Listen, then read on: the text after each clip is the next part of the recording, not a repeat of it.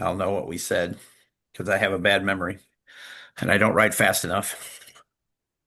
Let's see. Let's see. I'm gonna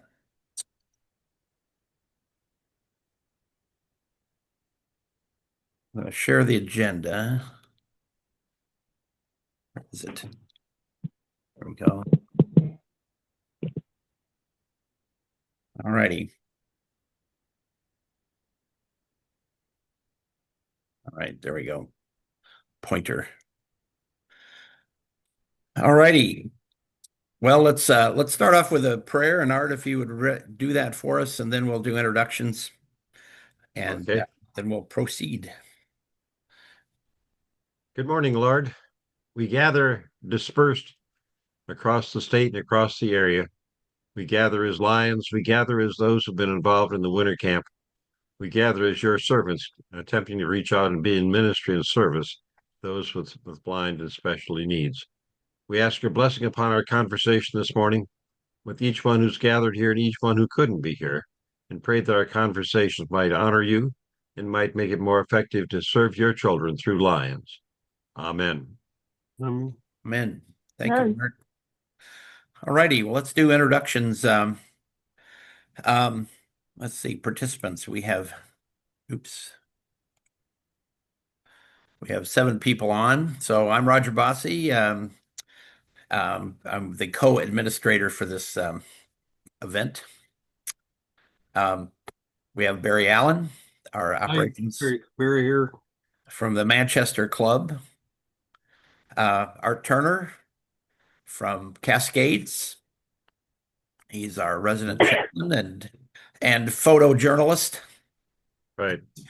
I have a We ton have of pictures, but I haven't spread them out yet or sent them out to anyone yet, hardly. right. That's fine. all around great guy. And we have Jim Phelan, who is my compatriot in this event, also co-administrator. Let's see, Matthew Santner from the OEC, Outdoor Education Center, and and then we have Laura Stuchell, who is from the Penfield Club, and hopefully, and now question for you, Laura, are you going to become our? See, John Kerner has been our sort of resident volunteer with the Penfield Club. Are you going to be sharing that responsibility with him? He kind of wanted to retire a couple years ago, but we haven't let him go yet. I think that's a fair statement that I will share responsibility with him. I think well, I know he's kind of not tech savvy, so that's where I kind of came into it. And I said, "Yeah, sure, I'll jump on." Okay. All But right. yeah, I will share the responsibility with John. Well, we so appreciated your help at the train station and all the rest of the Penfield Club that chipped in for that. Yeah. You guys really, saved our butts. So, and we have Dorothy. Dorothy just joined us. Dorothy Bosse, camp nurse and my partner in crime. Um, all righty. Okay. You forgot Well, me.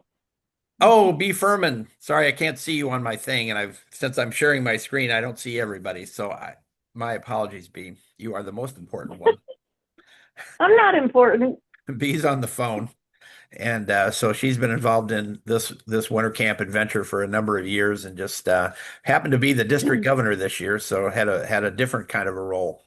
So she has been our camper incognito. Uh, Now I'm kind of expecting that Nick Laskowski might join us, but I haven't seen him come in yet. So hopefully I won't miss him. Um, okay, so I was telling Barry that normally last year we met a couple of weeks later, and I had some time to put together sort of a kind of an extensive report on what had happened at camp. I haven't had the chance to do that this year yet, but that'll be coming soon after we have this meeting. And so we'll have an overall view of what happened at camp with some statistics. But one thing I did want to mention was that we had somewhere I have a note. um, I just was kind of counting up some numbers, and so we had 64 campers this year. We had 17 weekend volunteers, up from 12 last year. And seven of those volunteers were new. They weren't all Lions, but uh, it was great to have the help. Um, so then we had 15 new day volunteers that had never been to camp before. Clubs we had, as far as I can count, and this does not count clubs that campers belong to, which there are several actually, but I don't have that on the list yet. But we had 20 clubs represented, um, helping out in one way or another at winter camp, either resident volunteers, drivers, or just day volunteers. So that was, and that's not a whole lot different than last year, but I think last year I included some of the camper clubs as well in that count. But we continue to have really good participation, and I was just really thrilled that we had so many new clubs that came over to help for the weekend. So Brian Du Bois from um, North Adams, Tom Dennig from Grass Lake, and Donna Wicker from Ann Arbor Evening, and those clubs had never really. I mean, at some point maybe they had, but in my memory, had not participated in camp, and so um, uh, I try to go out and promote the camp, and sometimes maybe maybe promote it too much because we really maxed out on campers this year, as far as the women go. Um, Barry, are you talking or you you must be on mute? Got my other half over Oh, here. okay. Oh, Peggy's here? Yeah. Yep. Okay. Hi, Peggy.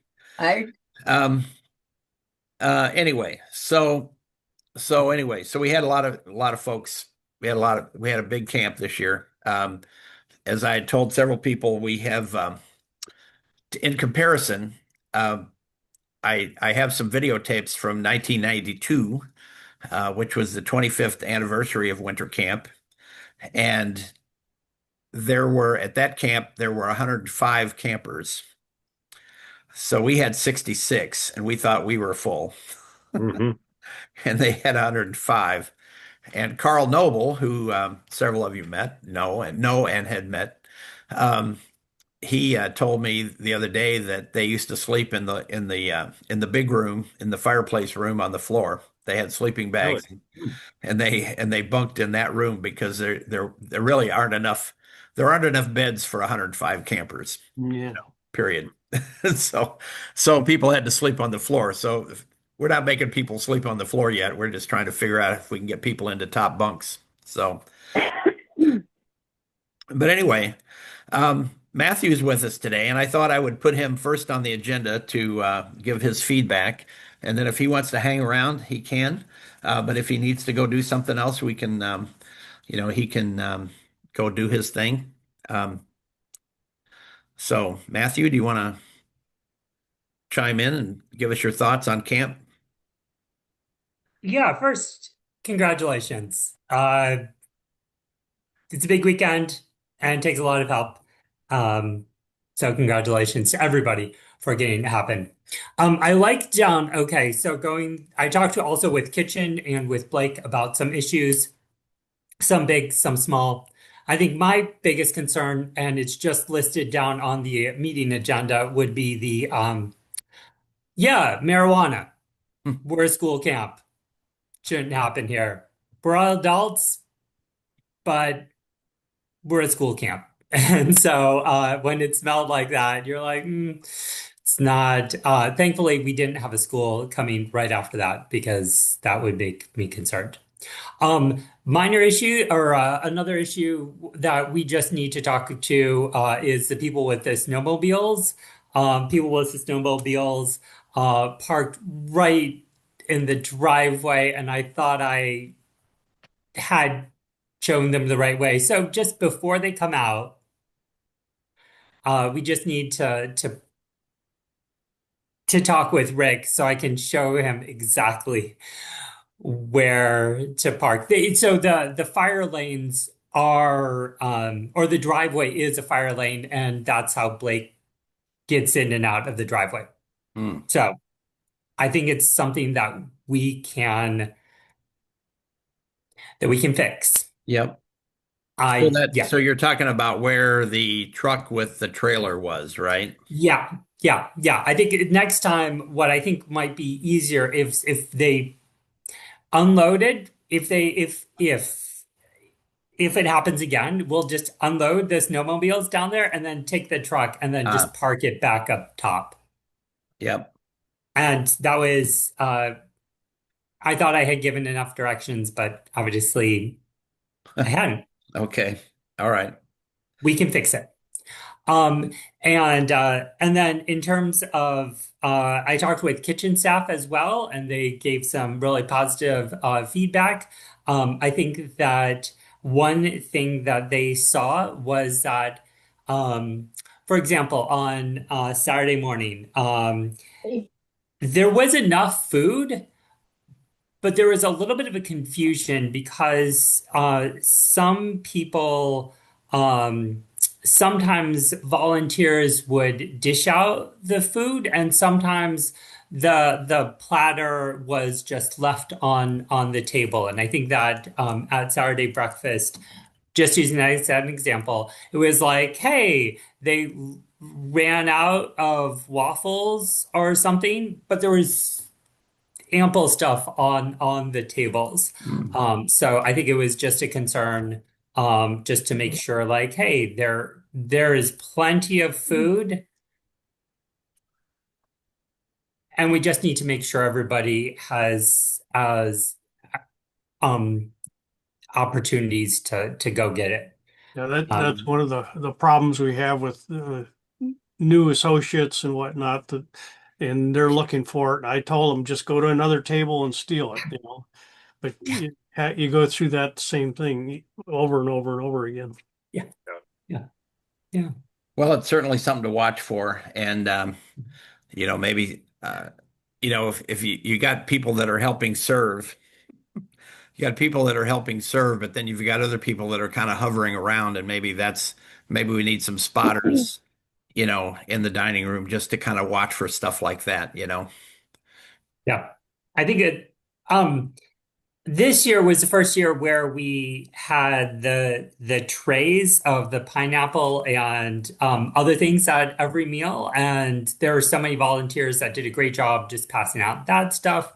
And that was something slightly different that the kitchen staff made up, and hopefully that everyone got enough of a variety of food to do that. And I think the other thing that I talked with Carrie and Megan about was just making sure that that coffee is ready to go on Sunday morning, despite it's a busy morning. Hmm. And so we'll try to make sure that everybody gets their coffee. Yeah. So that's Very us. important. I those are the chief things that we have that I have talked about so far. Um, well, I've talked to a number of campers afterwards, and I had no complaints as far as food goes. So, Hmm. and fortunately, we didn't have any allergen issues, so we got around that type of thing. But yes, you are very correct on the cannabis. Um, I was disappointed, and so I mean, we had sent out we put that in the application and sent that out, and obviously, not everybody looked at that. So that will be addressed. And we'll do that in a variety of ways. We'll probably do that with our winter camp chat, which we'll have in March. But I'll also send some communications out to everybody, uh, all the campers. And I know we had one specific issue, and we dealt with that. Um, but then there were others that were not quite so visible that in terms of the smell. And so we kind of wondered if, if people use, they smoke at home and maybe their clothes are, kind of just carrying that smell with them. That's even if they didn't use, but I don't know if people were actually smoking. We It had was the one too fresh issue for it not with to. Ron, but I don't know if somebody said the women were smoking, but I don't, I wasn't there, obviously. I'm going to share that Diane brought two of the campers out because there wasn't room in the CIR van. And I know they didn't smoke on the train and they didn't smoke in the train station because they weren't there that long. But she said that she had to open her windows and put in uh, baking soda in her car because it smelled so much like cannabis. And I truly believe some of the folks use it so regularly that it is in their hair, it is in their clothes, it permeates them. And so on that, we're going to have a little bit of an issue, but there was certain areas when you walked from cabin to cabin that you definitely got wafts. And Yeah, that's where I never saw anyone doing it, but you could definitely just get waves of it.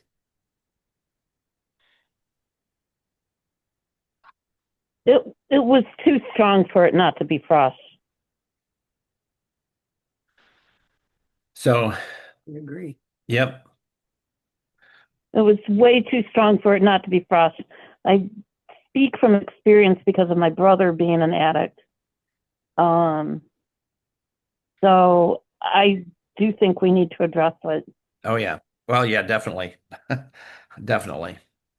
And, it was kind of it's interesting that we've not had that issue before. You know, I mean, we did last year, but it was an isolated incident. But in terms of like the overall smell of cannabis, I've never noticed that before Yeah. in camps. And so I don't know if people are newly, starting to, get into that, and maybe and obviously it can be for medical reasons, and it is obviously legal. Yeah, Um, I think since they legalized it, it's spreading around more Oh, openly. yeah, yeah, yeah, right. yeah. And we're just going to have to say, for this weekend, you're going to have to stop, you know, and, I don't know what you do about people's clothing, that sort of thing.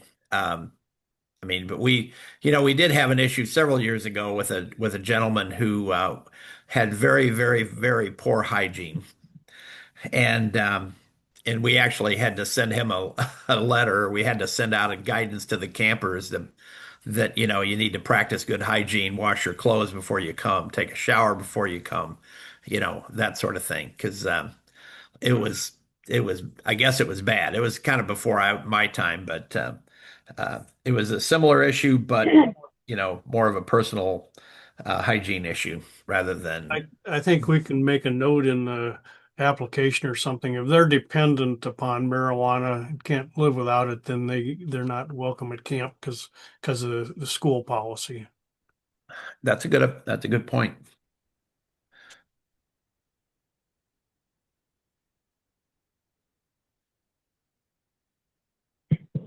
All The righty. problem I have with that is some people like, I don't know if Ron has anyone that would actually read that to him and make that very clear. Michaela, Yeah, Michaela, his caregiver can do that. Right. Okay. And I think he got the message loud and clear. loud and clear when we had a discussion with him.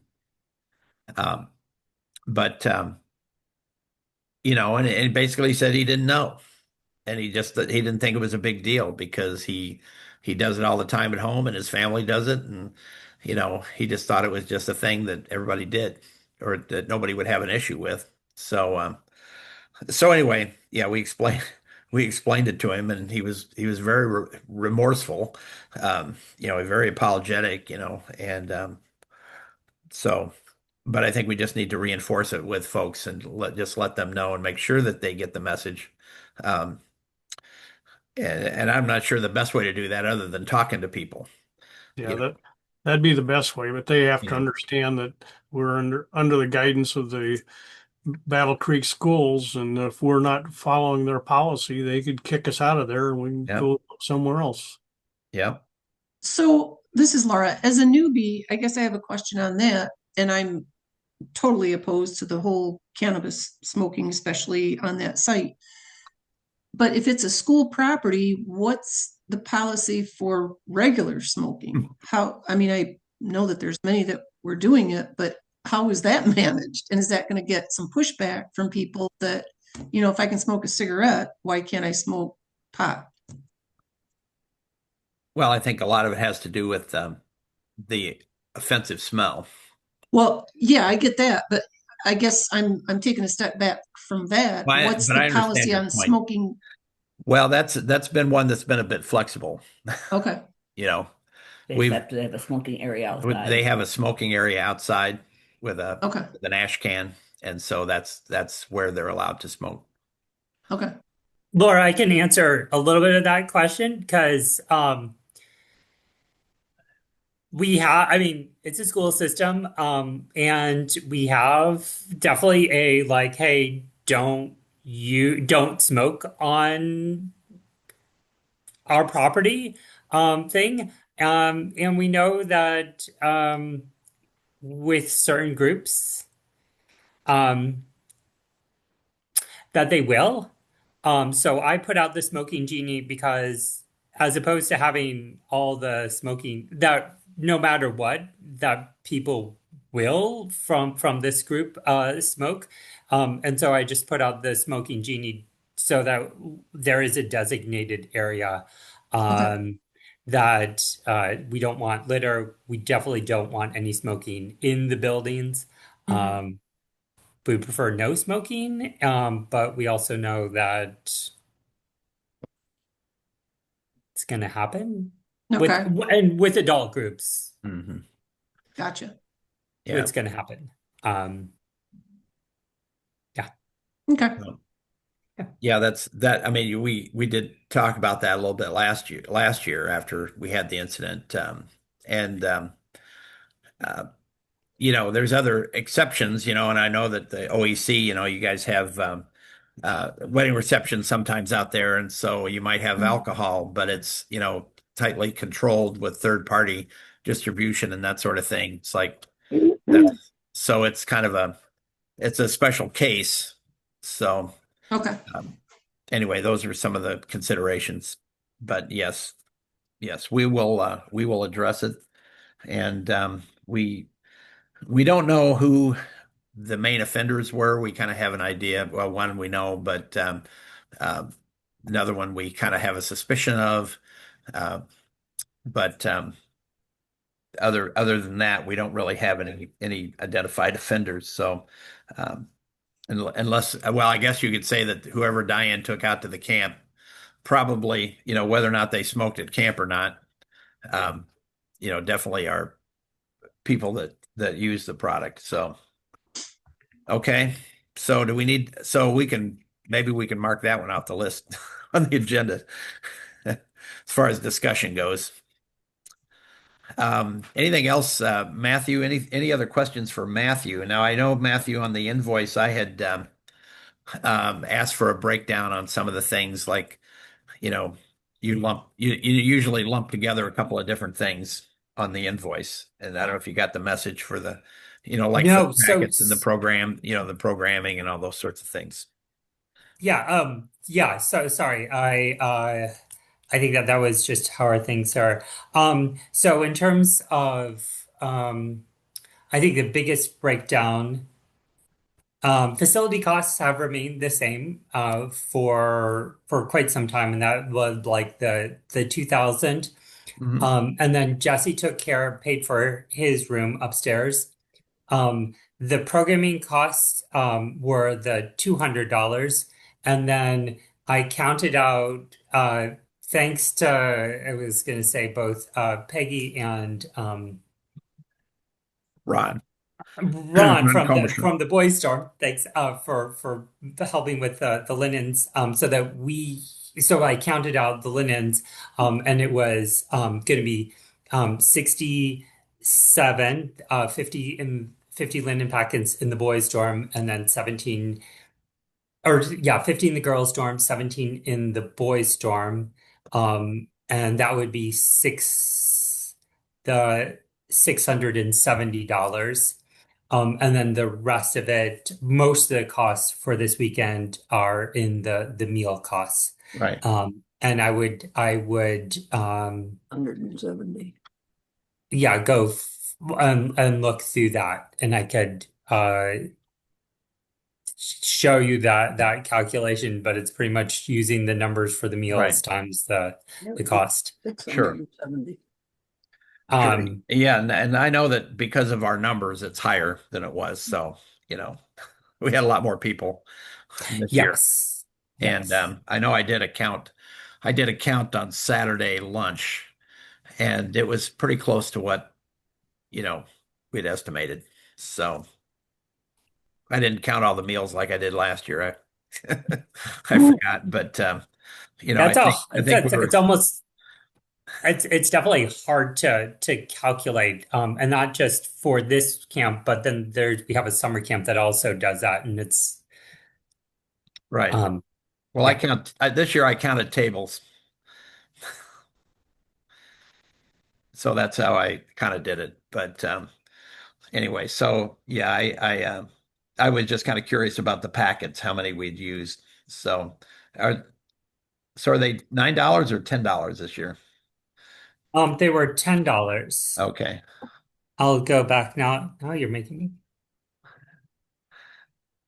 And so that also then covers, so we cover the cost of the linens, but that also covers the cost of all the Yeah, blankets as sure. well, rental coops.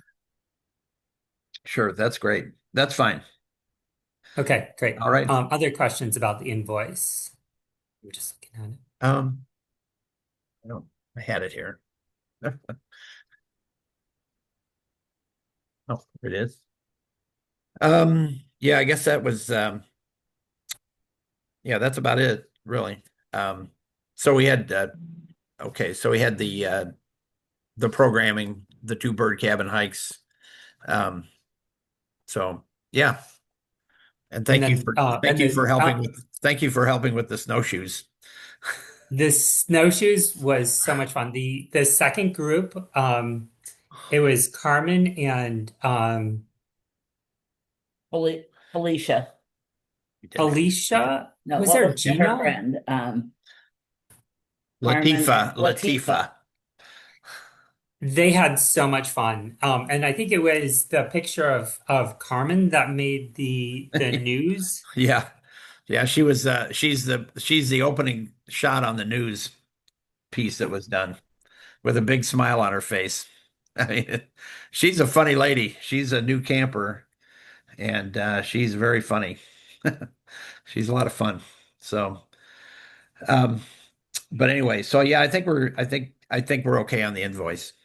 Um, I will make a comment that I think going with a lighter lunch, the soup was a big hit. Everyone I talked Oh, to that's really good. liked that. That they didn't feel like they needed to go take a nap after having a giant bowl of chili and all the other stuff, that they were ready to go out and do some stuff. So I think that was a good thing. The vegetable soup was amazing. yeah, I had a lot of campers comment about that actually, about the soup that they thought it was great. So wherever Haley is, that was a great idea that she had. Well, that's a break from the chili year after year after year. So yeah, so I think you know we'll talk next year again about the menu. Uh, but the meatloaf was, I mean, the food was excellent. You know, no complaints at all about the food. So Yeah, and I got the kitchen well working, so they wait through all the announcements and the prayer until I can finally give them the high sign, and then we run them through there. So that's worked out really well. mhm. Um, Barry, from your perspective in the dining hall, anything other than what you just mentioned? Um, My other thing I try to do is run interference with the kitchen so that we don't have individuals popping in there, because the kitchen they were shorthanded on Sundays, so that was even worse. But we did have one camper, I'll talk to you about that later, that always came up and wanted something, one of this or one of that or something else that we don't normally provide. And then as we were cleaning up, we're halfway through cleaning and the kitchen was closed. And I need a glass of milk for a camper. And I said, we're in the cleanup phase, not the serving phase. And she went right around me, went in the kitchen and got a glass of milk. And unfortunately, the kitchen's going to bend over backwards to help. So it kind of undermined my authority. But I try to keep away from things like that. We had the other girl that does the same thing, and we kind of got her straightened out a little bit. And this one, this is her replacement. Okay. Well, I'll be interested to have a discussion with you about that later. Okay. So, Matthew, I had to move some money from our investment accounts to get it over into our regular account to write you a check, and that'll just be a couple more days. So you'll get your money coming. You're good. You have done it so long that I have complete faith. not gonna send the collection agency out. Mm. Matthew, I got something I would like you to pass on to the kitchen for me. This is Peg. Okay. I wasn't there on Saturday because I had a meeting in Lansing, so I didn't make it for the lunch. So they set aside 2 bowls of the chicken or the cheese broccoli soup for me. I was able to have one of those bowls along with my dinner on Saturday night, and I had the other one along with my breakfast on Sunday morning. And I was the envy of our table at breakfast.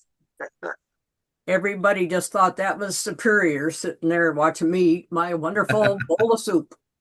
So will you thank them very much for me? I never did get a chance to get into the kitchen to see them, but it meant a lot to me, and I would really appreciate it if you could pass that on.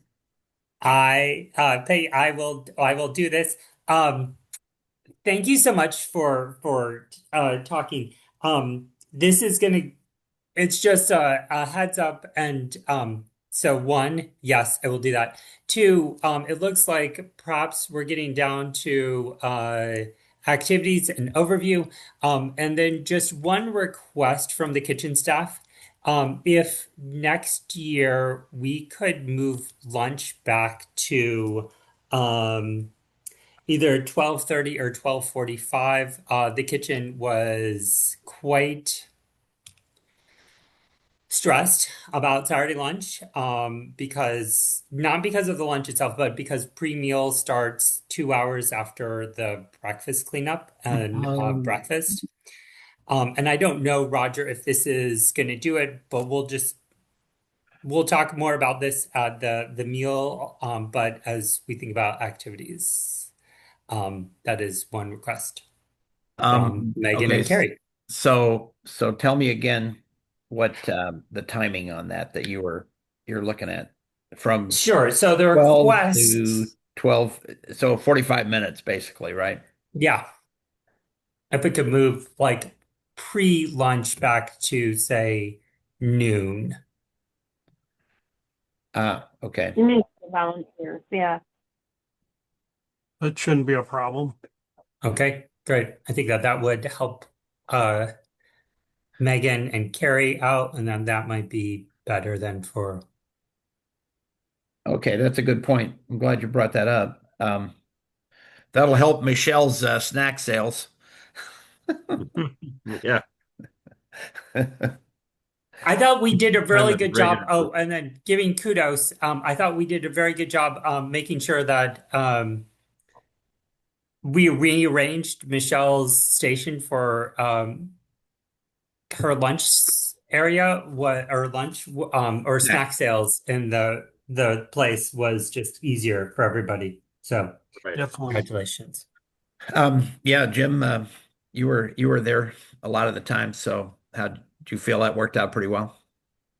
Worked out a lot better. You weren't tripping or someone, and they didn't have the other friend of theirs that was blocking the place 2 years ago, but it worked out much better. And sometimes we were having they're trying to buy snacks and trying to buy pops. And I think we started handing things back and forth, but it Great, worked out basically great. great.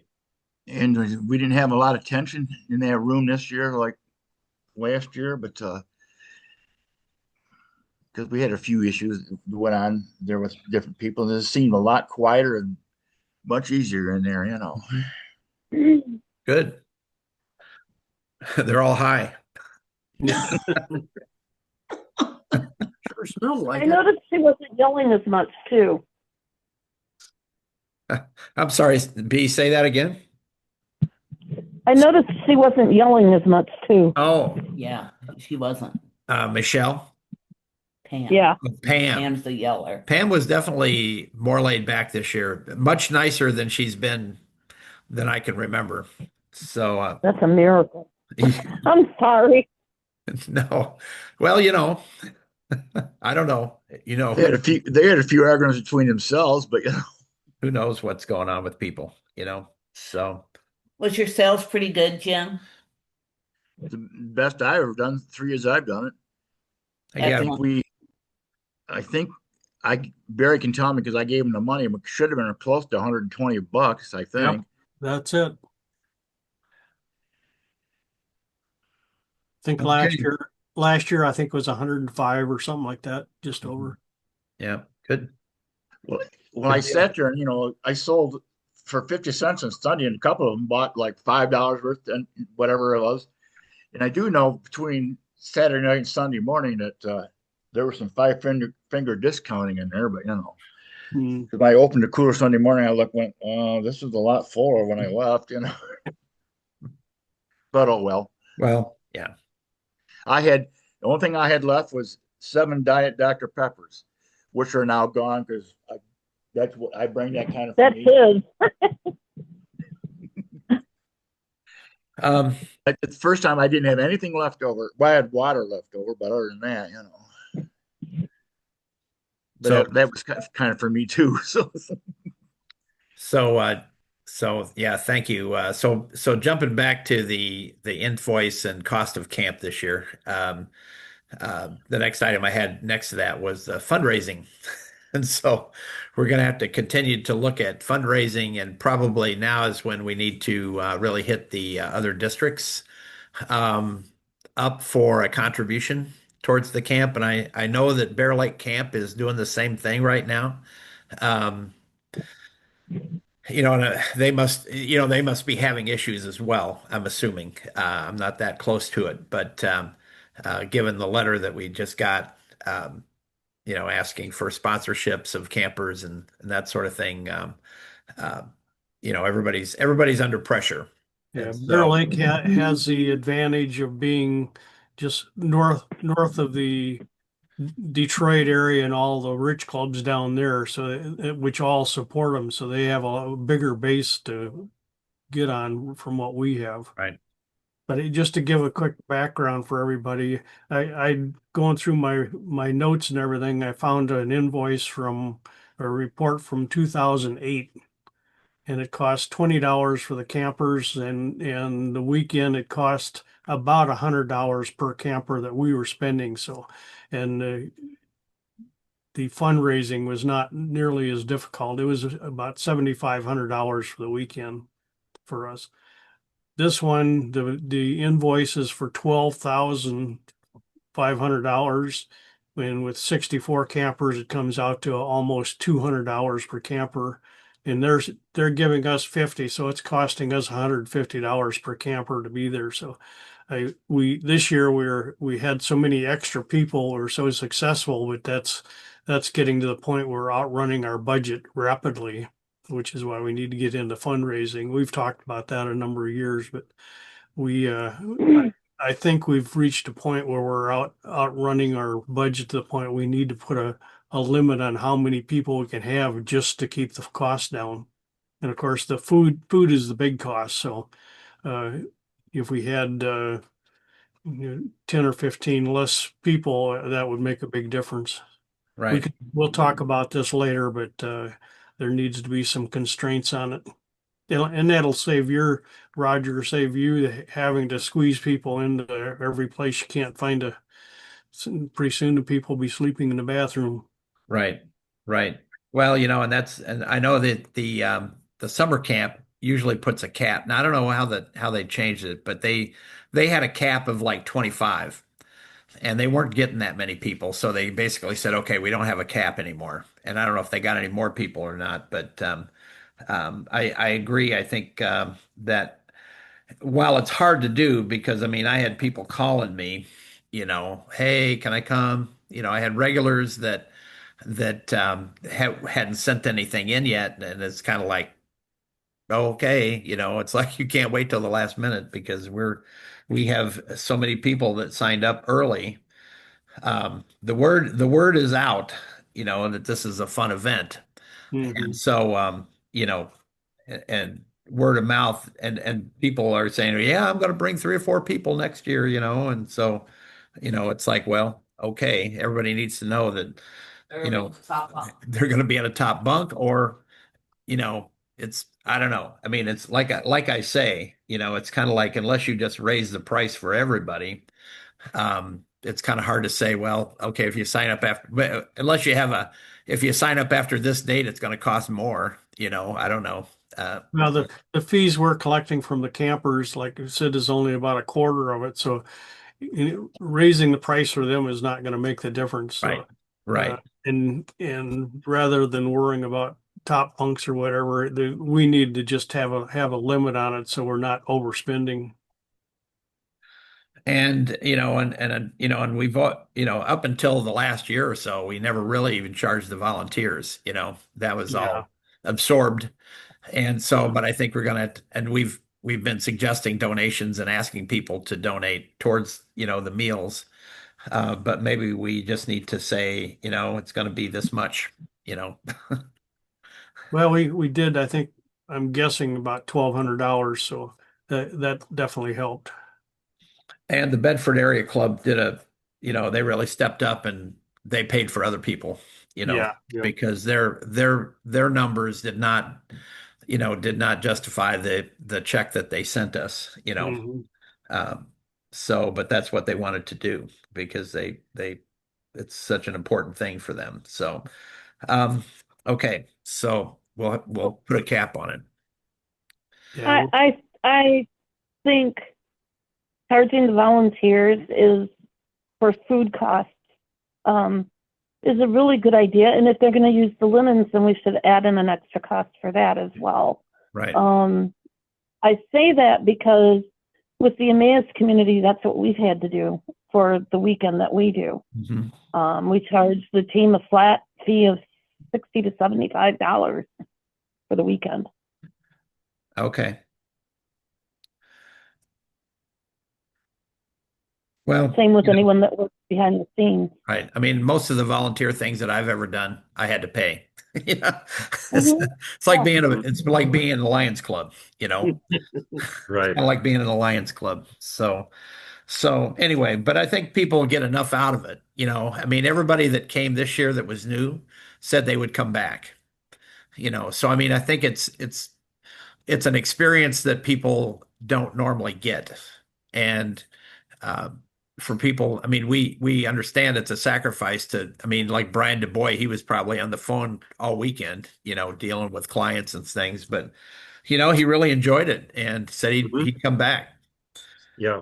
and maybe bring somebody else. So, I think it's worth it. Yeah. And He was a big help too. oh yeah.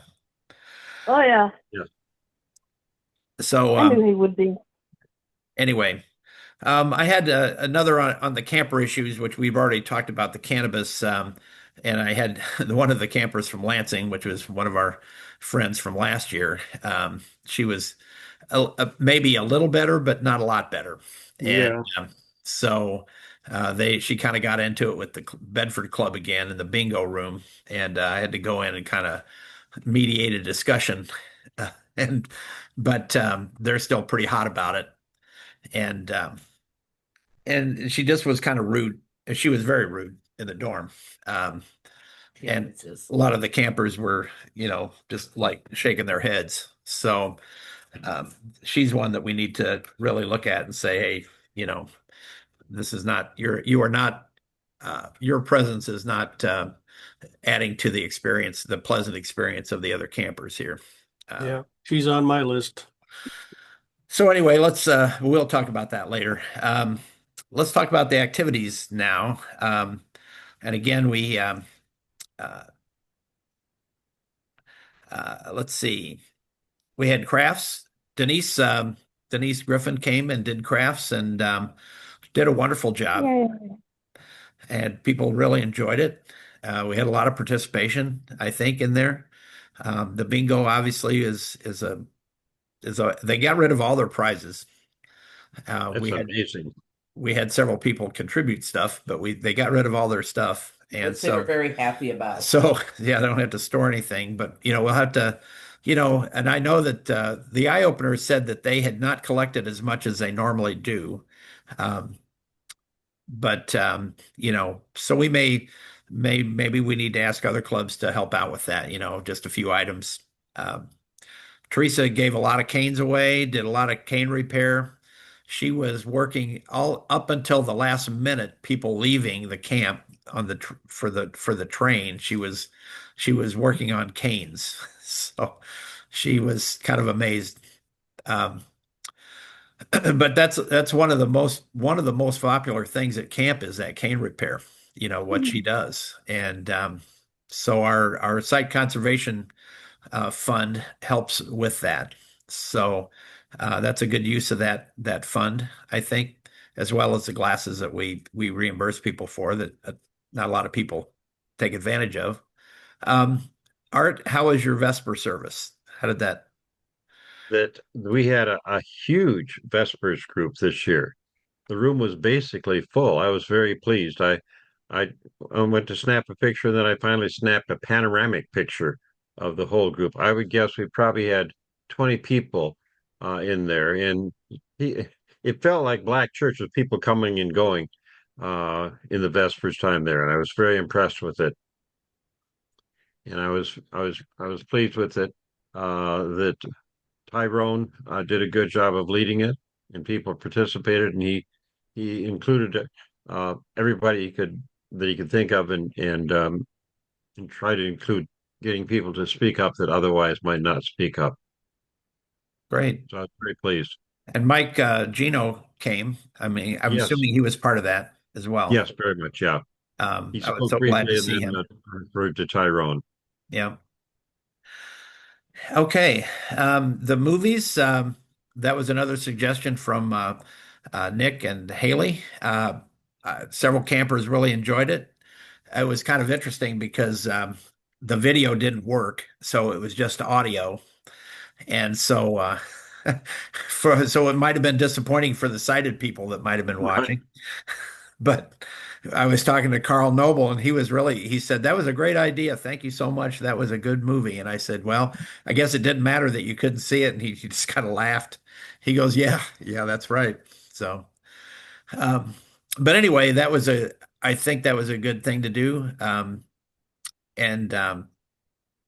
now the games, we talked about doing games, but nobody brought any games. And so I think we would have had some participation in that, but we'll just have to do a better job of deciding who's going to bring games and have somebody responsible for that. 16564001020. Thank you very much. Okay. So, yeah. Not sure who that was. Um, The blanket tying yes.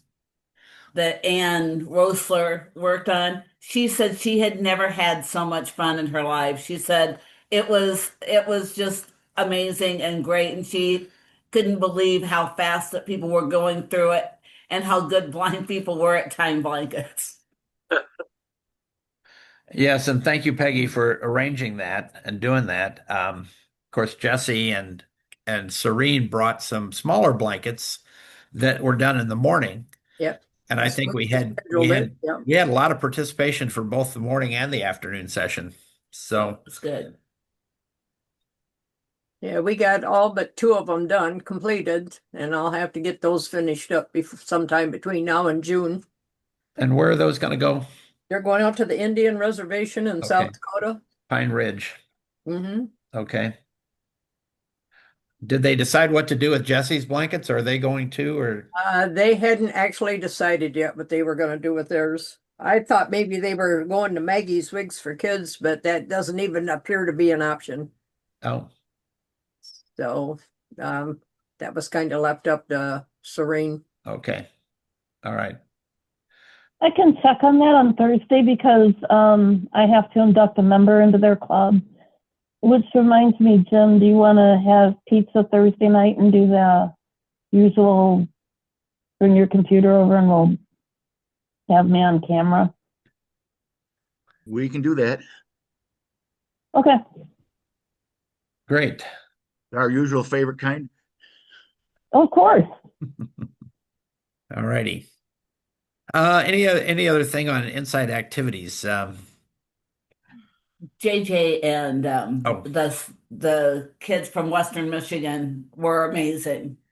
They were really well, there was one kind of kid well, the student and and the instructor. yeah. But yeah, they really enjoyed it. JJ always, he really is happy to come. I mean, he does sell a few things, I think, but he makes a lot of contacts, probably more so important for him. But Kelsey Spencer Douglas, who was responsible for sending the grad students the last couple of years, had not been able to make it. This is the first year she's come to camp, and I think she really enjoyed it. So it was a good experience, and I think there was enough of them to take care of, the needs for people. Uh, so tech help. The talent show was a lot of fun. I think we had 20 participants in the talent show. At least. And so that went pretty quick. They were trying to put a time limit on people so that we could get through them all. And so, but we had some really good talent.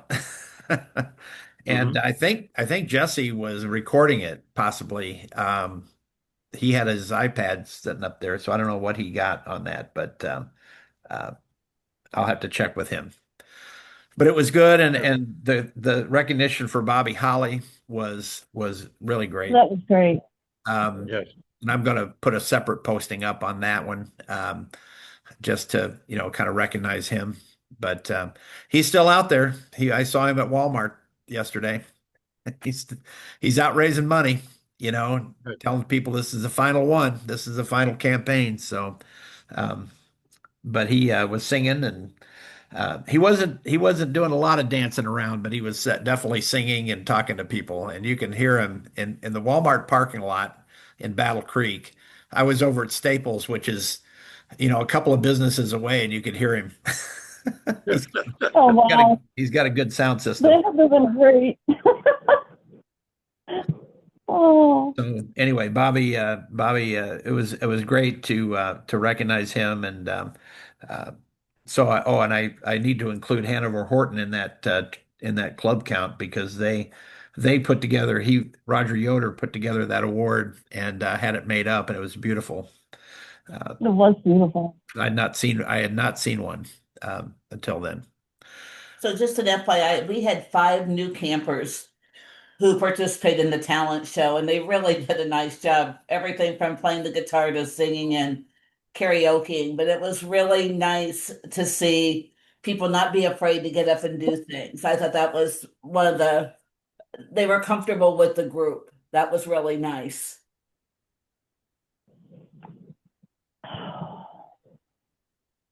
Okay. The next item would be outside activities. So we had a new guy with the horse and wagon, and JT Thorne, and I think he really enjoyed it. Of course, it was way better conditions this year than last year with the ice. I don't know if Matthew's still on, but thank you for using some salt on the hill. That was that was a game changer for the horses. Um, we talked about the snowmobiles a little bit, so we'll work on that for next year. Parking, but that was popular. They couldn't go on the ice because it wasn't thick enough, and so they kind of had their own little track that they used, but people really enjoyed it. I think they were able to probably do a lot more rides this year because they weren't, it didn't take so long to get out on the ice and do all that. Snowshoes were popular. We had more people do snowshoes this year than we've ever had them do it. I think he had 5 pairs. We had 2 different groups that went out snowshoeing, and so that was fun. They used to do cross country skiing, and that went away. I'm not sure how many years ago, but the snowshoe seems to be a popular option for that um, activity. And of course, the bird cabin, 2 of those hikes, and I think I didn't go on either one of them, but did I don't know how much participation I know we had a lot of people for the first one. I'm not sure about the second one, but I think people really enjoy that, and that's obviously something we'll want to keep doing. Um, One Could thought on the outside Matthew, activities, that the snowshoeing and the snowmobiling and the wagon ride, that Matt set up routes for each of them and kept them separated. And I walked around a little bit between them, and each one had their own area and didn't interfere. And I was very impressed with how he managed to have all 3 of them running at the same time without interfering with each other. there was a smaller group of folks that Matthew took on a longer hike after the bird cabin. It was what was the young gal's name? Alyssa, Aaliyah. Aaliyah, Renee, and Donna, and one of the associates. I can't remember who the other one was, but anyway, he took them to see um, they had a falcon, and they hiked around out in the area a bit. And it was really nice. Matthew went above and beyond. I mean, he was out there, and then he took him for an extra 30, 45 minutes to do other things. So it was really nice. I think we need to present him with the heart of the lion. Hmm. Yeah. I'll put that on my agenda to talk to Roger about. I thought Yoder. wonderful. Sometimes he has other people that help him, but this time it was basically him doing all the activities. I didn't see any of the other OAC staff working. But he said he looks forward to this all year long. This is his favorite winter camp because he knows the campers, and he said they recognize him just like he recognizes them. I mean, So, how could you not love people like Rosemary Yeah. and like Right. Miss Shirley? And these are great campers. yep, yep. And like I say, Carmen Alexander is as a new camper, and she was. I just love that. I just love to pull up the TV spot that they did because she's like the very first thing. But that was another thing that was new this year was we got some TV coverage in a lot of different ways. Um, but having them come out, that was sort of like a spur of the moment. I really didn't expect them to come out, the TV news guy. But when he called, he said, "Hey, can I come out?" And I'm like, "Absolutely." So I just kind of showed him around some of the things, and you know, I just let him go, and so he had the interview with B, which was wonderful. He talked to Rosemarie, which was great. Of course, they talked for about a half an hour, and I think there was about 3 seconds. Yeah. But Rosemarie can talk your ear off, so Oh, yeah. But it was about the OAC and about the campers. It wasn't about the volunteers. It was about the Camp for the Blind. And I thought that was what was really, really amazing. And what a good promo for the center, too. the so after the fact, the guy from the Shopper News, who we normally put stuff in the Shopper, and I hadn't put anything in earlier, but he called me later and he goes, "Hey, do you have an article I can put in?" So I think I sent him the links to the WWMT news spots, so he was glad to get those. Um, let's see, anything else on activities? Again, thank you, Matthew, for everything you did. You know, all the snowshoeing and the hiking and all that sort of stuff. That was wonderful and very much appreciated. Um, And we don't have it on the agenda anywhere, but I appreciate having the governor in residence and being visible and speaking to especially the volunteers, the Lions volunteers, and just being there and being visible the entire weekend. We've had governors pop in and out as long as I've been a part of the camp, but having be there and being visible as the governor, I very much appreciated that. I thought that was a real asset and a promotion of the camp and make the camp better.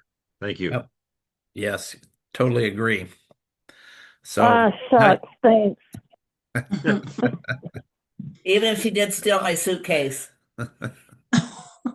I, that was I not you, didn't see not B. That was I not didn't see Bonnie steal it, so I don't know. she. B has plausible deniability. Uh-huh. We were Yeah, in the neighborhood, so it was not a problem picking it up, B. right. Yeah, we had. We were on our way to Detroit. Well, I thought it was, I mean, because I've just gotten in the door. I had all my stuff, and I'm like, no, I don't have that. I know I don't have that. And then to find out, oh, yeah, you do. It's like, oh, Right. crap. Um, So oh, one thing I wanted to share is that for the first time since I've been the health officer, it was the most boring weekend to be the camp health officer ever.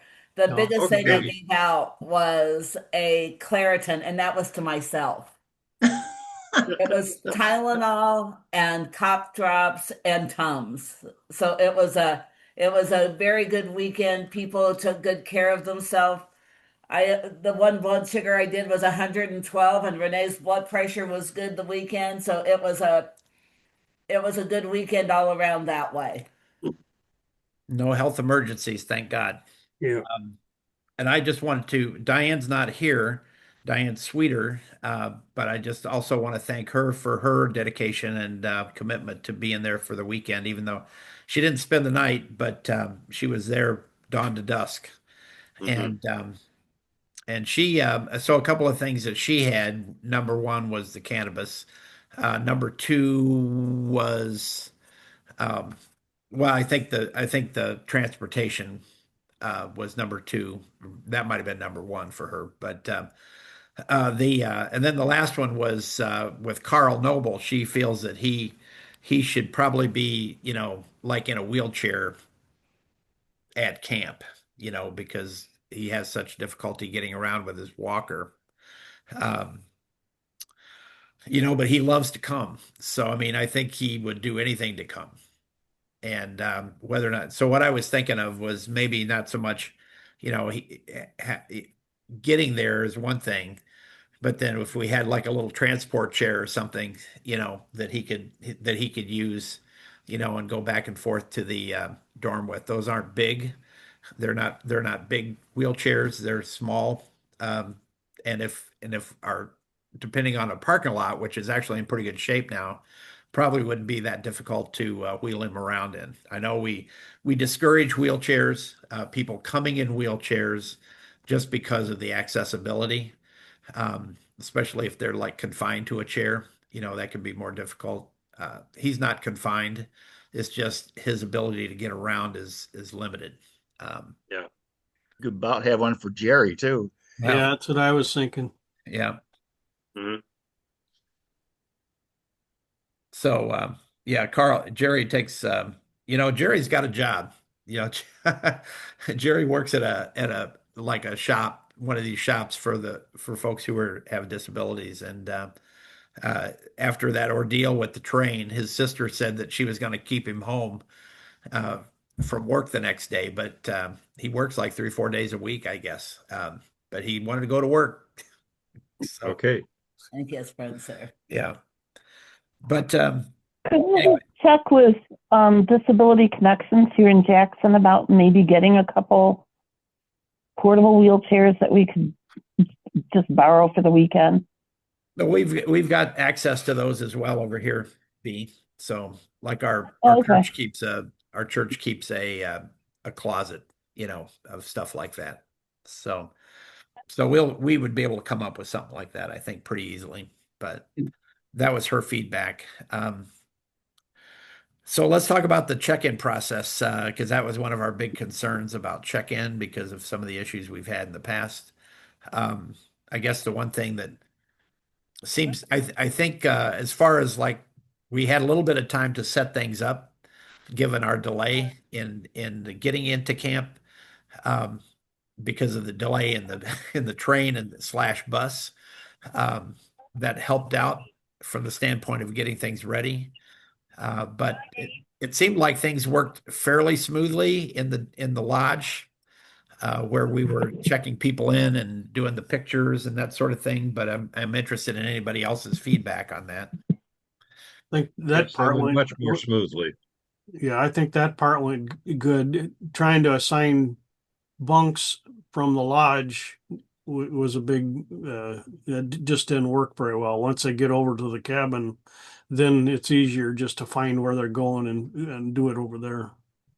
Right. I did participate in that process because they were using my sheet that I had sort of handwritten out, and that worked pretty well. We had a few exceptions. We had to move a couple of people around.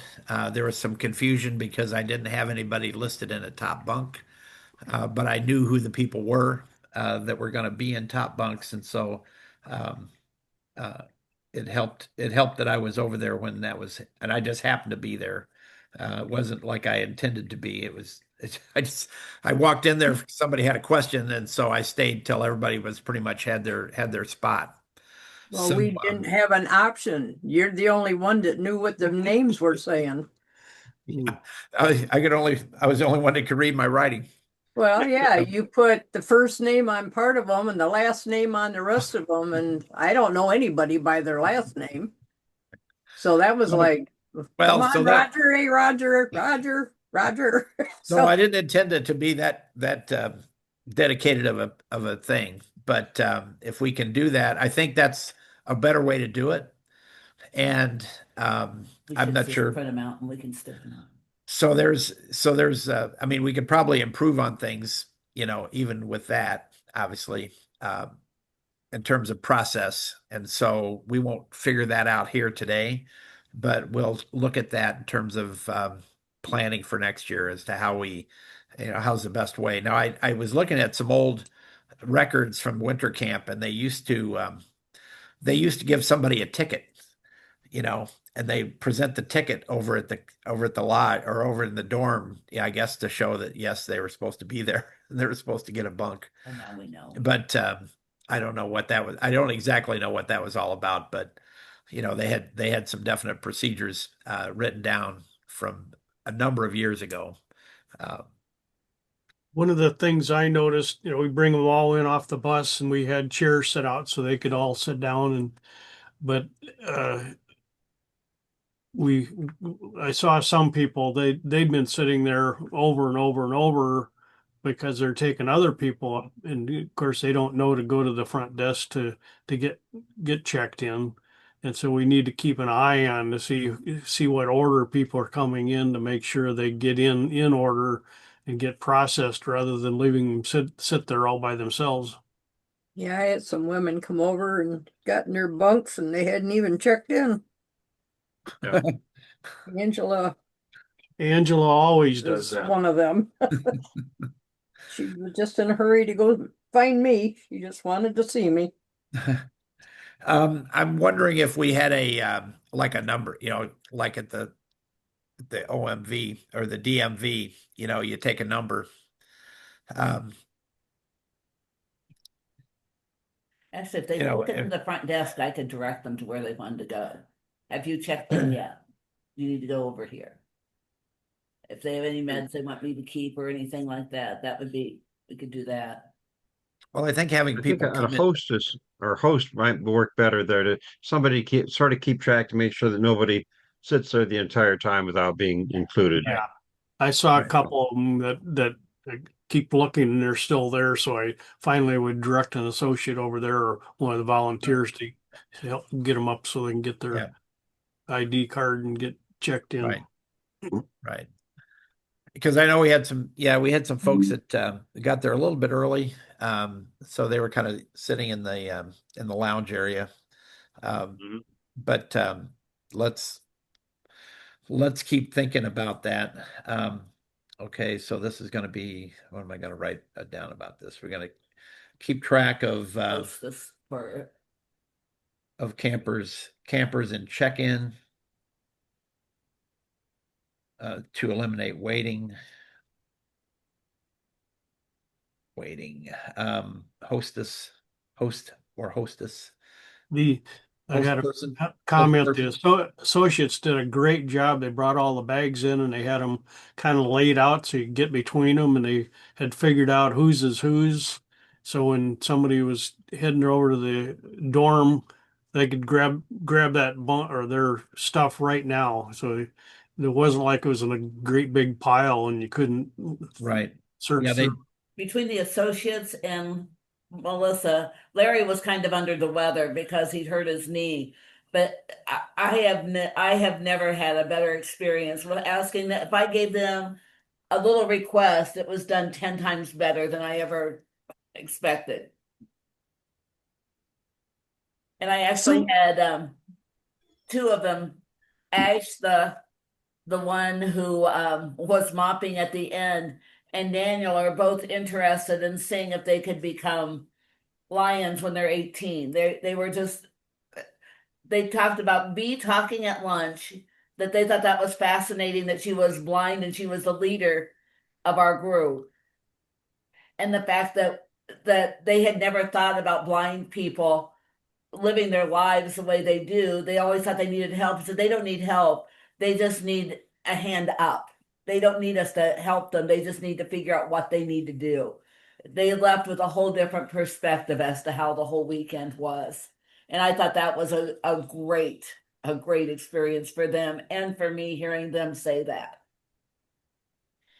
yeah, they were great kids.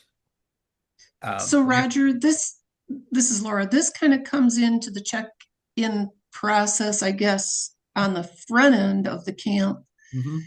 So Diane did a good job, but I think there's a lot of room for improvement on that end. So when they came to the train station, many of the bags weren't tagged. I mean, there were no name tags on them. Diane didn't know how many bags we were looking for. I don't know if there's any opportunity on that spreadsheet when she's checking people in, either before they get there or when they get there, to find out, okay, how many bags do you have? But even before that, make sure everything has their name on it and tagged. I Well, mean, I send name tags. Very- I send name tags to everybody for their luggage, for their luggage. yeah, that Yeah. needs to be stressed more. Everybody gets a name tag.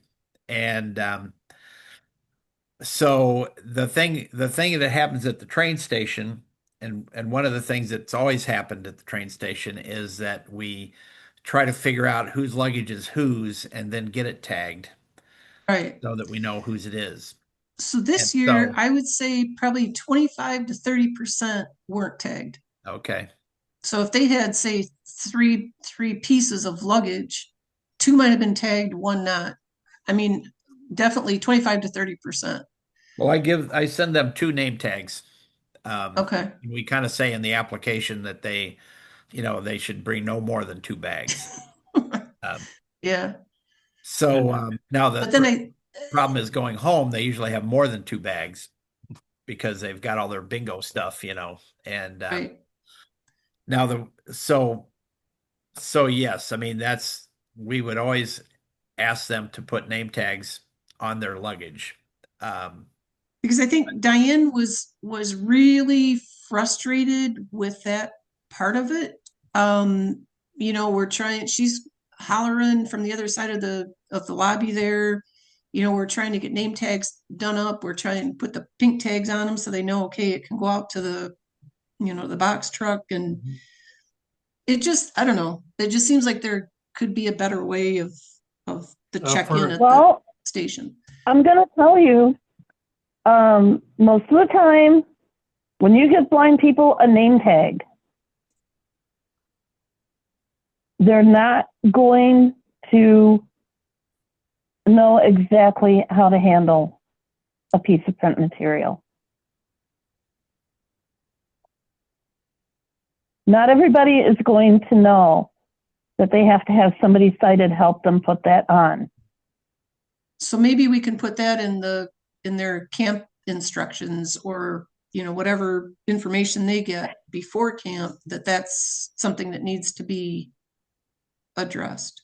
Laura, and something we've tried to do for years is There's nothing you can do about it. get some of the Lions clubs in the Detroit area and Dearborn to go to the train station and help the campers get on from that end. And Yeah. we're just talking to deaf ears. Really? Yeah, we get no support at all. Huh. But that's luggage tags with a braille label on them saying, put this on your bag, help, do you think? well, yeah. Good idea. Sounds easy. It sounds easier than you think, but I mean, it sounds easy, but You have to have, it's trying to get you have to them have a to braille understand that. machine to make the tags and know how to use a braille machine to make the tags. So, I mean, nothing's impossible. Um, but I think, Barry, that as you mentioned that, that might be a great way to get some Lions involved to, as people come to the train station or the difference. I mean, it's not like you have to do it everywhere, but there's two main stations. There's Detroit and Dearborn. We get about 5 people from Dearborn and probably 20, maybe 15 to 20 in Detroit. But have some clubs over there to help them get things tagged so that when they come, there is a tag on their luggage. Well, and maybe too, if we're going, I mean, I don't want to jump ahead, but if we're going a different route, then maybe it won't be as big a deal as, unloading everything at the train station and, dealing with all that. So Right. I just You're still know going to need that, it on the bus. pardon? You're still going to need that on a bus. Yeah, but I don't think you won't be handling, you'd cut out one of the handling spots on them. And I'm just trying to alleviate the angst that Diane went through at that check-in spot at the train station. I mean, I felt bad for her. But Usually what we try to do is when they come in, if they have their luggage from the train, if they have it with them as they come in the door, that's when we have that spreadsheet to say, okay, how many bags do you have? yeah, And Right. and then hopefully get them directed to somebody that can put tags if they don't have them. Maybe we need 2 people there I just to think kind of manage that process. I think that might be the answer. I think 2 people, yeah, Yeah, we were keeping a checking in. running list of who and how many bags and make sure they get tagged. And then when they go back out to make sure that if they said they had 3 bags, they got 3 bags. We always Exactly. seem to have an extra bag that we got to chase down and deliver to somebody. Yeah, So, exactly. so all that said, the train station bags were in pretty good shape. We're in very good shape because of all that process. Where we kind of fell down this year was the people coming in by cars, Mm. and we didn't have a good process to, surround all those people and make sure they had tags on their bags because Mhm. when it came time to leave, that's when we got a few bags mixed up. And one of the bags that somehow or other got from a table that was supposed to be with a private car got to the Lansing car area and went to Lansing instead of to Detroit. And that particular bag happened to have the woman's medicine in it, her blood pressure medicine. Oh, boy. And so of course, the person that said, "Well, whose bag is this?" And of course the person's blind, and Yeah. they said, "Is this your bag?" She goes, "Well, it's not my bag, but it might be somebody that's riding with us."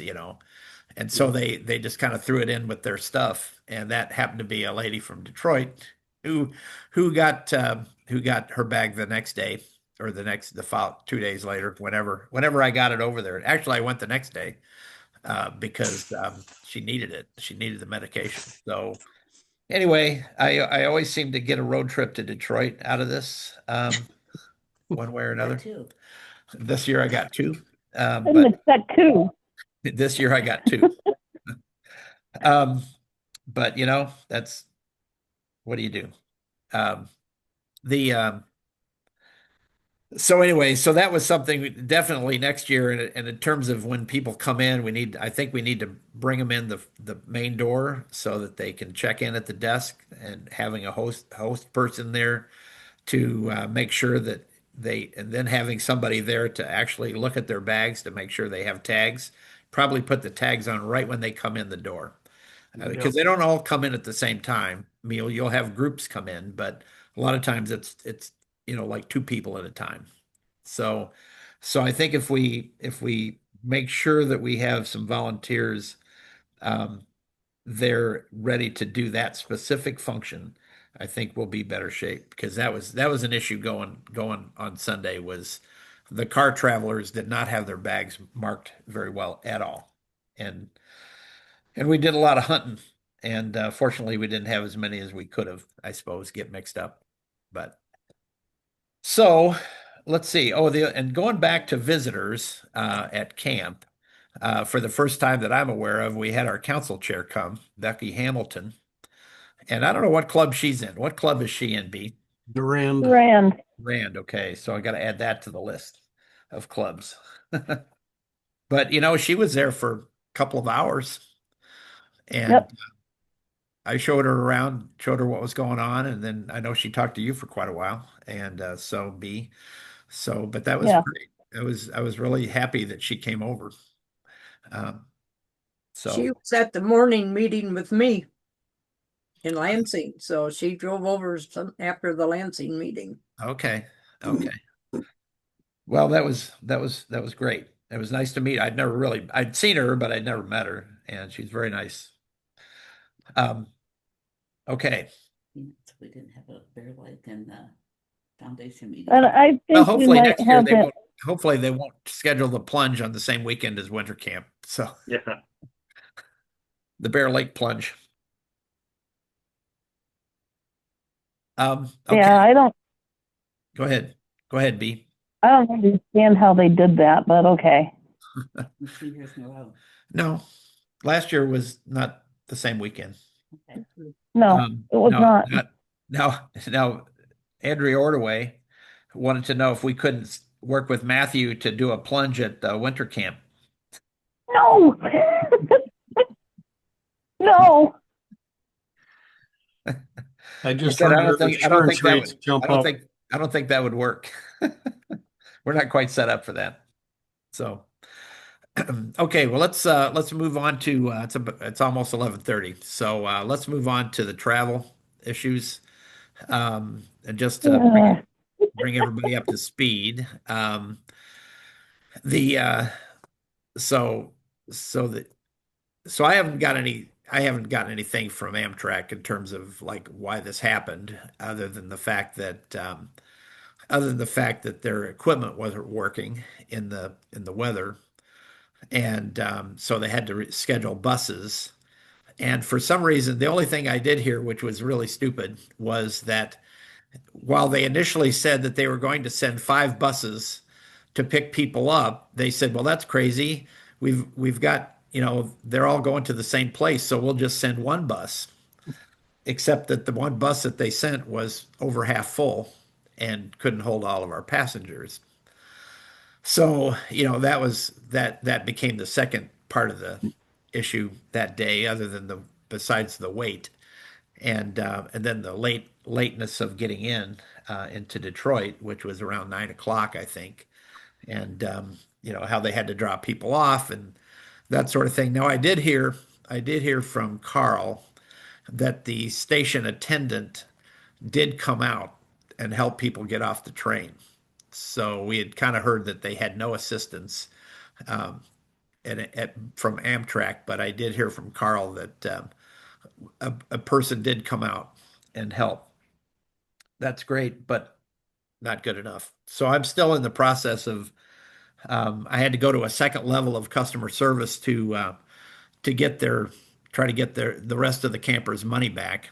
Um, part of the campers, and this is again kind of an Amtrak, they screwed themselves because with the buses they had no way to scan tickets. So about half the campers that rode on the train didn't never got their tickets scanned, Oh, geez. by the train master to say that they had used them. So those campers where that happened, basically it appeared that they had never used the ticket. And so they basically were able to just reverse the charge right then and put it back on their credit card.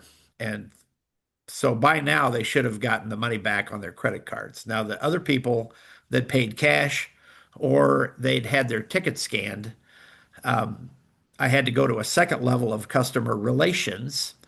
And then I wrote a report about what had happened, and I wrote down everybody's name and their address so that they could send them a check. So I have to check on the status of that to see if that's happening. But I will say that customer service was very nice.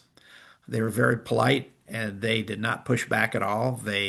After I told them what had happened and who it was that was affected and how many, there was no pushback at all on, trying to say, well, yeah, we're going to give them a voucher and that's it, because I said a voucher doesn't do these folks any good because they don't travel on Amtrak except for this event.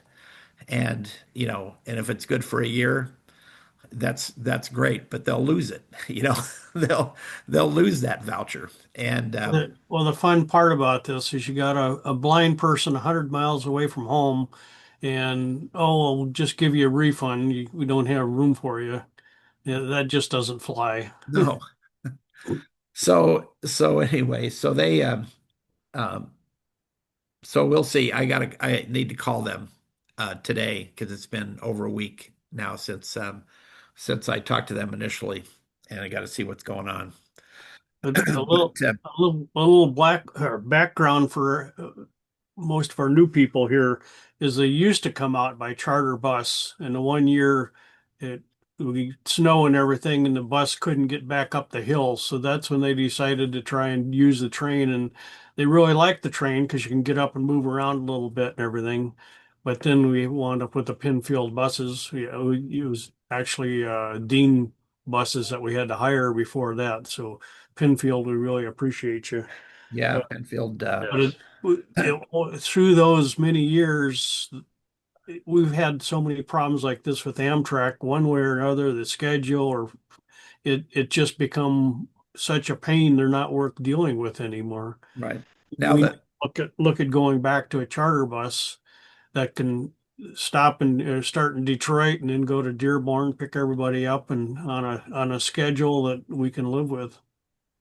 right, yeah, that would be helpful. Now the there were three campers that took the Greyhound from Detroit, which I didn't realize that there was a link with the Greyhound bus because it seems like forever since any kind of bus had been coming in there. But they paid about half the money that Amtrak was charging, Mm. and so they got there.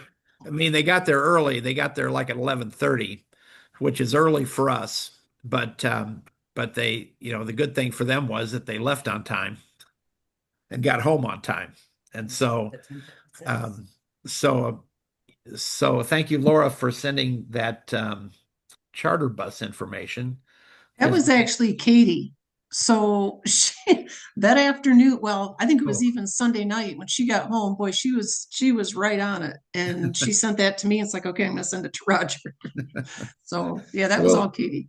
thank her for me. I will. And is it somebody she knows or just No, she just did look a it up? Google search and it came up. So Okay. yeah. Well, so John Kerner, he had sent me a note yesterday about using a charter bus and still the logistics of getting the campers to camp because he's well aware of the issues with trying to get a bus like that into that camp, which is I mean they might be able to stay on top and then unload, but then that's not a real great situation either. So we would probably still want to use the Pinfield buses. And like I say, I can't thank those guys enough for helping us out with this because they have not, even though I've tried to offer them some compensation, they said no, we like to do this. They love doing this. So thank you, Pinfield.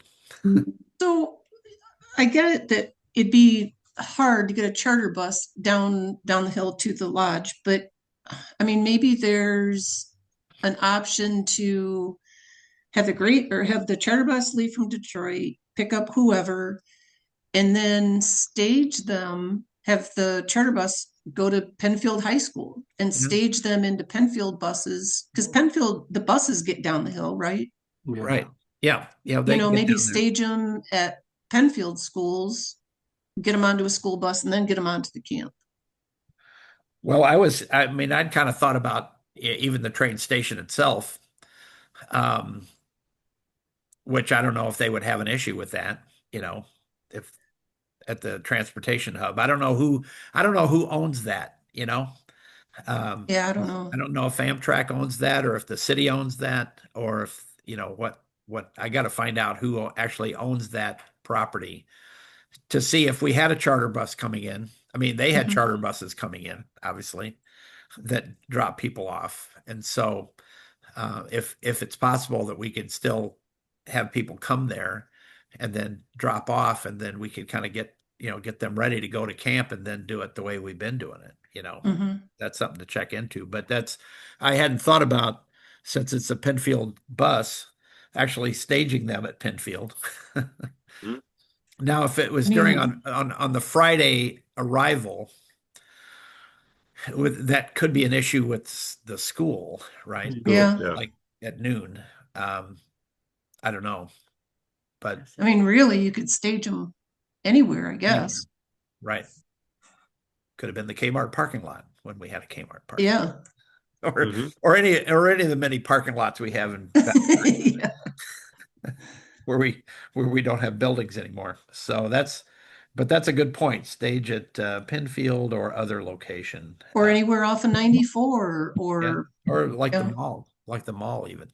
right. Um, Yeah. Fire keepers. you might not get them out.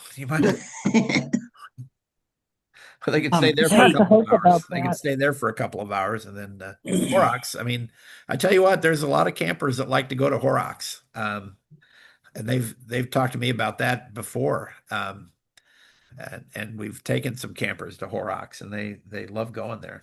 Huh. But which is funny, because it's logistically it's pretty tight there. And we had a funny story a couple of years ago with one blind woman and then another one that had a little bit of light perception and they wanted to go to Horrocks. And so I dropped them off. We went there and I said, do you want me to, go with you around? And he, nope, nope, nope, we're fine. We're just fine. She'd been to the one in Lansing, so she says, I know how it's laid out. I won't have any trouble at all. Well, it wasn't the same. And so they were asking, they did their little test of customer service. They asked a couple of people, where do I find this thing? And the gentleman said, well, you just go right over there and see that sign and go right underneath that sign over there. And so they had to politely remind him that they were blind. And what sign are you talking about? Can you just give us a direction? So, but the guy apologized. He realized what he'd done and apologized. But that's maybe that's a trick that I don't know. Maybe you can tell me. Maybe that's a trick that blind people use sometime to test how well informed customer service people are. You know, Hmm.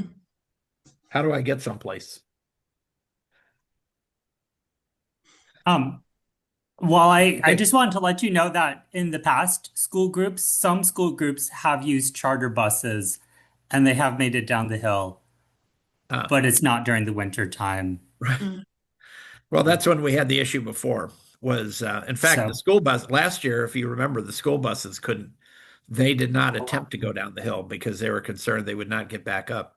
So So that's when we had to shuttle the campers up the hill in Larry's 15 passenger bus to get them up to the top, which was a very stressful experience, quite honestly. It was better than them trying to So, walk up the hill with well, walkers. that would never have worked.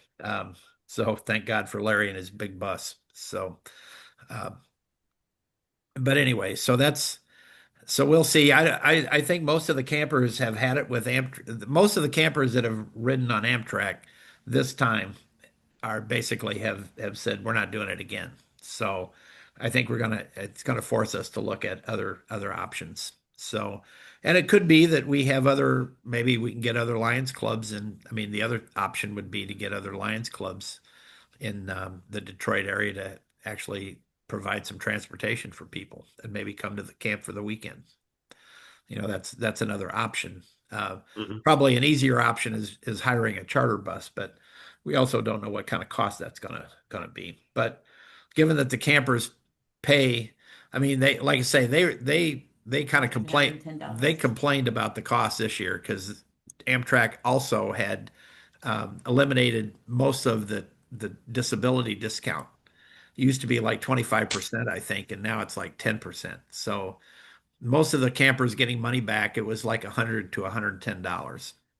I think the Greyhound might be a good option. They can at least look at it and see, compare costs with what it would be to charter a bus and that sort of thing to keep the costs down. Right. Right. And that's like I say, it was 50, I'm gonna say 55 a person to ride the Greyhound round trip. So um, several people tried to get the Greyhound, I think, to go home, but it was too late to book it. And that was another issue because obviously we'd been told that somebody was coming at a certain time, and so they didn't book. And then when they didn't come, it was too late to book. So anyway, Mm. what else? What else have we got? Like I say, it's 11:38. I didn't want to go too much over an hour and a half. I know we'd have a lot to talk about. Um, is there anything else that we need to bring up? Um, so I guess I could summarize. Um, so we're going to address the marijuana issue with the campers. We're going to look at a cap on the number of campers. Um, let's see. Establishing a host or hostess when people come. Right. On the check-in, we need to establish a host to kind of keep track of people coming in and where they are in the process, and maybe have a way to, give them a number. If you're there first, you should get processed first. If you come in last, you shouldn't get processed, you know, third. Second. Yeah, right. So, host and a numbering system. Um, um, Wheelchairs. Wheelchairs for or wheel transport, I'm going to say. Oh, Jerry. Mhm. For Carl and Jerry. Let's see. Snowmobiles, parking, Delay lunch. lunch movement. Yeah, I don't think that'll be a problem at all because it did seem pretty quick, you know, after breakfast and then getting to lunch. Oh, is this B? Hello, who just joined? Is that B? It's me again. My battery died. Oh, Yeah. okay. All right. We were just kind of summarizing B. I think that was it. So we're gonna we're gonna address the cannabis issue with the campers, behavior and we'll say also behavior with one camper. And then the wheelchair. I didn't get the name on the other one because she wasn't wearing her name tag, but she's cited, and I'd just soon she not be invited back. Okay. We'll talk. Let's see. I have to find where I put my name tag, Barry. I've got a bunch Otherwise, I of might have to pay another separate $100. That'd be $100. Yeah, just cash preferably. Right. I guess one thing we didn't talk about was I think we should have a separate call about fundraising, um, and see what we need to do about that and how we do it. Yeah. For now, I'm gonna update the flyers that I have that I've taken to the conferences that show the cost of camp and where the campers come from. And so, Barry, if you've got an updated list yourself, I mean, I can look at that too. Um, but then we can update that list and talk to people. I was able to talk to several people uh, I don't know if it was the forum or the state conference last year. And quite honestly, some of the district governors from the like A1 and A2 had no idea, that Yeah, well, we people keep came from their area, we keep spinning our wheels on it because you get a new governor every year, and so the other one Right. didn't hear. Even though you've been up to the council of governors for 3 or 4 years in a row, and I guess they were sleeping that day. Right. Well, the governor for A2 next year is Kimberly Deedy from Higgins Lake. Yeah, Yeah. So I would highly recommend you talk to her about that. Maybe even have her presented at Higgins Lake. I don't know. Just a She's thought. Dorothy She has a met good her. voice. Dorothy met her. She has a at big Higgins. voice for a little lady. Yep. Okay. All righty. Okay. So Well, we've got a good friend there. good. I don't know. I met the guy from A1 this year. But he Kim. didn't seem to be Kim Kim Hooper. Hooper. Is that who that is? Yep. Yeah, he's good. He kind of needs to be reminded occasionally of things. Okay. All right. Okay. All righty. Well, Well, one thought on the cost. A couple of years ago, I calculated the cost for with meals and the bunks cost of somewhere in the order of $100. It sounds like we're in the order of $100 for a volunteer for the weekend if they have all the meals and stay overnight. And just having that available, I make a contribution through my club of that, and so I will on having that available to volunteers and just saying people, hey, it costs us $100 per person, whether you're a volunteer or a camper. If you want to make a contribution for that, that would be helpful. Yeah. yep. Yep. I totally agree. And I thank you for bringing that up because that's another thing we need to we need to make more evident to people is that yes, we really do need to have you contribute um, to do this, to have this opportunity. So if you're going to eat with us, then we need to have some money. So Mhm. I'll And even if they can't do a full 100, if they can do something. something is better than nothing. Yeah. Yeah. Right. That I wasn't around the red desk much. Did we have a volunteer contribution place there? We did. I gave the money to Barry. What did they get, about 350, 400, Barry? I'm using it for my trip to Mexico, so I didn't count it. What? Is that special retirement fund you're talking about? Yeah. Okay. All righty. Well, thank you. Thank you all for coming today and sharing your thoughts and your and your involvement with winter camp. Um, I'm going to stop sharing because I think we're done. Dorothy and Art, thank you for making me cry. Okay. It was a pleasure to be the governor in residence. I thought it was, you did a wonderful job. And Yeah. like you said, that all of the associates made comments about not realizing how inclusive Lionism is. That was a Yeah. beauty, Yeah. an aha moment. So I we've had to really gotten chuckle a at Bobby, cadre. I said, that's a district governor. He said, who's a district governor? The woman you just hugged. Oh, It's an important person. She's an important person. Yes. You might have gotten. I was just going to say, Melissa Behrens, who was the other cadre. We've been trying to get Larry Getman to join Lions for a while, but he's too Ah, he has too much ADHD, I think, Fill out the Mm. to paper. even That fill was out the evident. paperwork. So, but he needs to be. Melissa Behrens, his counterpart, really seemed to be affected this year, and really expressed an interest in, joining the organization. And I was I was Yay! I was wondering if you couldn't.